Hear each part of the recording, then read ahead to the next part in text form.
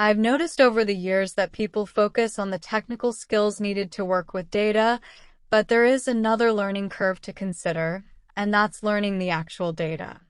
When you get new to data, be sure that you spend time looking at the data. Let me show you a few of my tricks. I've got a spreadsheet open here called Learn Data. One of the very first things that I note is that the Sheet tab is called Order Data. This makes me wonder, is there a query called Order Data, or did someone name this? I would probably ask that question. Okay, I see things like employee ID, last and first name, and they're together. So I believe that this employee ID and this last name and first name are probably the employees. And because I work at this company, I would likely know that Nancy is actually an employee. I also see things like customer ID and order ID. This tells me I'm looking at data about orders. I know this even more when I see things like quantity, price, and product ID and product name. I see things like order date and ship date. So one of the very first things that I notice is that the numbers all appear to be right aligned. And I look up top and they're not set right aligned, so they are right aligned by default because they are numbers. I also see the order date. Now, it looks like a date, which is the human version of a date. But if I look in the numbers section, I can also say that it's actually a date. Alright, that's awesome. So when I first start looking at any new data, I want to know how many column headings am I actually dealing with. Now, I know that I can scroll over to the right, but I don't want to count them. I would rather the program tell me. So I'm in A1. I'll do Shift, Control, and right arrow. And then using my auto calculate on the bottom of my screen, I see count and it says 14. Now, if you don't see information there, you can simply right-click the counter in that area, and then you can scroll through your settings here. You want to make sure as an analyst, you have average, count, numerical count, minimum, maximum, and sum. These are just baseline aggregate information. The difference between count is count will count everything, text or numbers, and numerical count will only count numbers. Now that's important. We'll look at that. Okay, so right now I have 14 column headers, and they seem to be named pretty meaningfully. How much data do I actually have, and is that data broken? Let's take a look. I'm in A1. If I do Control A, I can select all of the data that Excel recognizes as this data set. Now, what's important about that is if I have any solid blank columns or any solid blank rows, that's where it stops recognizing the data.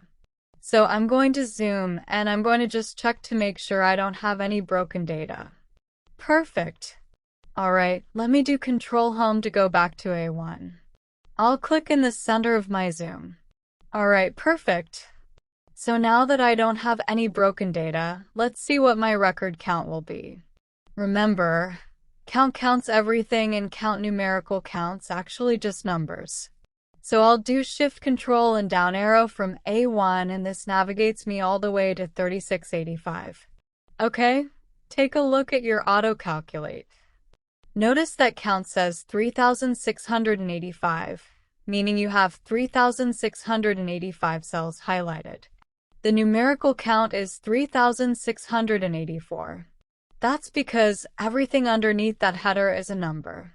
So I actually have 3,684 records, and it is 3,685 rows because of the header.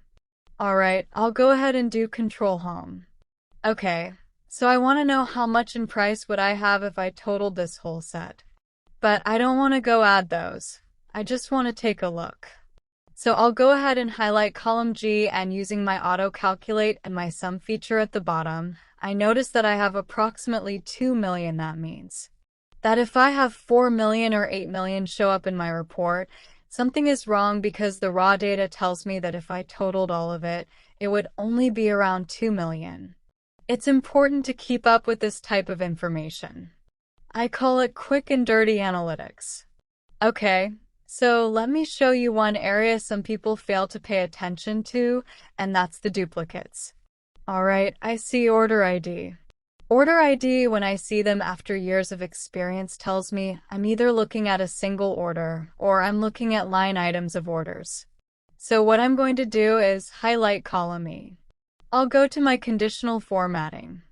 I'll go to highlight sales roles and I'll do duplicate values. When I do this, it asks me if I want to highlight sales that are duplicate and choose what color. I'll keep it to light red.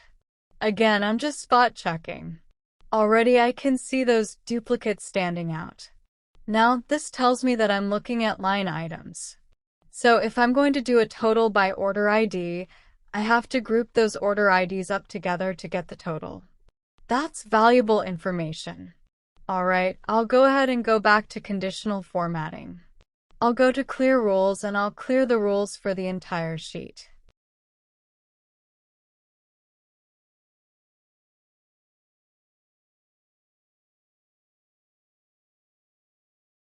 Sometimes it's not spreadsheets that we're tasked to learn. Sometimes it's databases. So let's take a look at how I learn a new database. One of the very first things I'm going to do is look at the names of the tables. Do they seem to be meaningfully named? I see things like dates, login log, subscriptions, users, user subscriptions, video categories, all the way through to video subscriptions. Super interesting. So now what I'll do is actually take a look at some of the data. Okay, I'll start with the login log. I'll double-click that. I see a lot of IDs here. This means that I'm probably going to tie things together. It's like I'll tie users, probably the users. I see company ID, I see login dates and times. Let me go check these data types. I'll go to the design view. So I see that login log for this database is an auto number. I see that user ID is a number. And thankfully I see the login date and time is actually a date and time. Fantastic. I'll go through each one of these tables. Right-click and go to the design view. And I'll look at all of the different information. Okay, let's take a look at videos. Okay, I noticed that there are 42 videos. That means any report that I write on videos is going to have some version up to 42 videos. So I would never see videos in the numbers of 84, right? Only 42 videos exist. However, maybe a user watched a video, maybe more than once. I would see counts there, but you get the idea. Alright, let's take a look at the design view. Okay, and I'll just scroll through and take a look. I'll also look at the field properties below. Okay, so once I've spent a little bit of time looking at the table names, the table values, and the data types, I want to take a look at the relationships. So I'll go to Database Tools and choose Relationships. Now, if you ever open up a database and all of the relationships don't show or this is blank, you might want to choose the All Relationships button. Now I see this database does have relationships, and I see primary keys are established, and I know that because I see the primary key shape. So if I came here first, I would have a lot of information.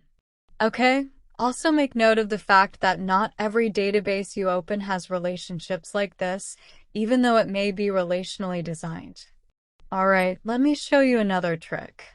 So I want to see everything that videos has associated to it. So I'll go back to those database tools and I'll choose the object dependencies.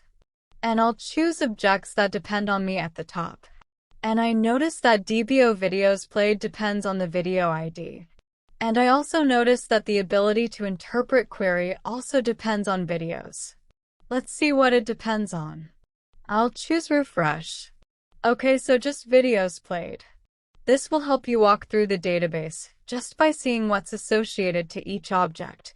Alright, let me close that. Once I've looked at the tables, then I'll move on to the queries.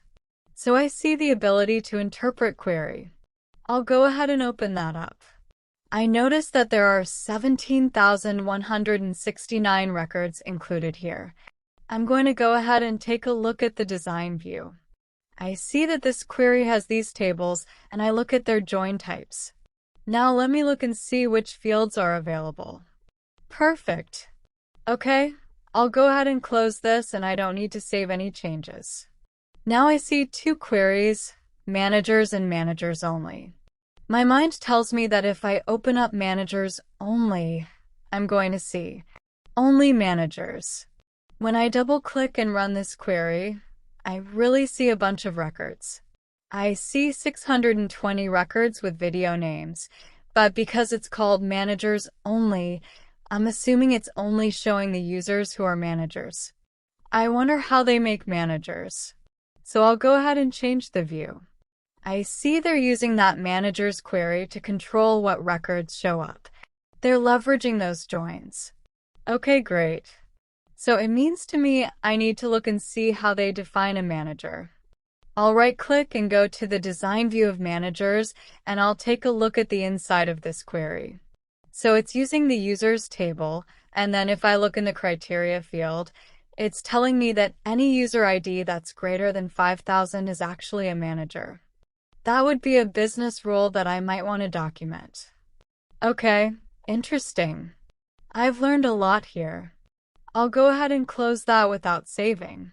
Go ahead and close this without saving. It's important to just start getting an understanding of tables and how they're named and how their fields are named. You can work backwards from queries. It's a great starting point. Just get an idea of what's available to you in a database. This is going to help you be more successful faster.